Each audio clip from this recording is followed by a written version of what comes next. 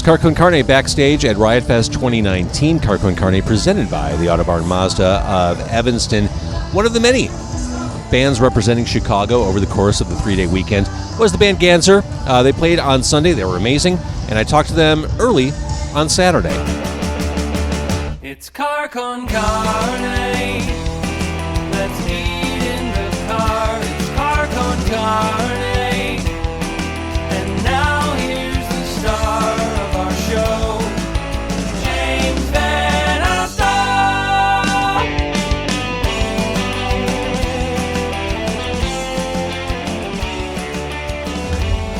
Here we go. You good? All right, let's do this. Oh, look, it's Ganser. We're backstage at Riot Fest. Now, you are playing tomorrow, but you're here early. Are you just here to kind of take it in? Yeah, we were able to visit last year and really take it in. And so now we're able to just kind of know the lay of the land, and this way we can just kind of have a little bit of fun before we go on stage tomorrow and freak out about that. Are you freaking out?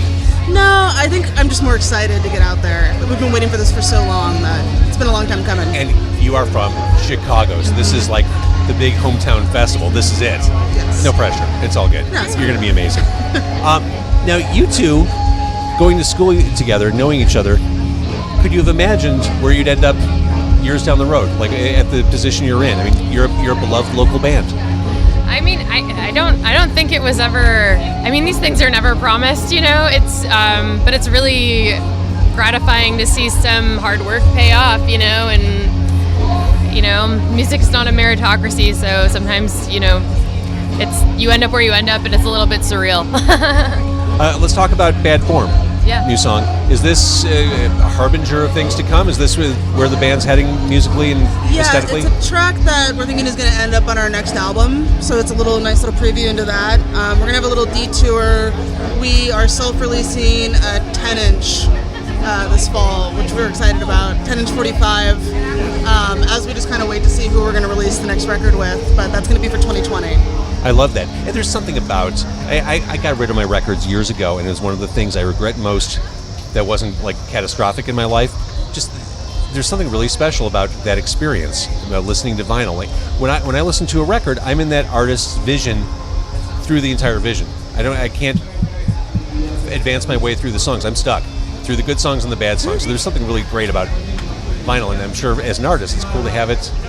Yeah, I mean, it's really nice to be able to work on something and have it come out as a total package. I mean, sometimes we don't necessarily figure out what the final names for songs are until we know what's getting grouped together, what the name of the EP is coming out, and then down to the artwork and doing the music videos to all kind of be a cohesive package. So we're really excited about it. And you just said something there.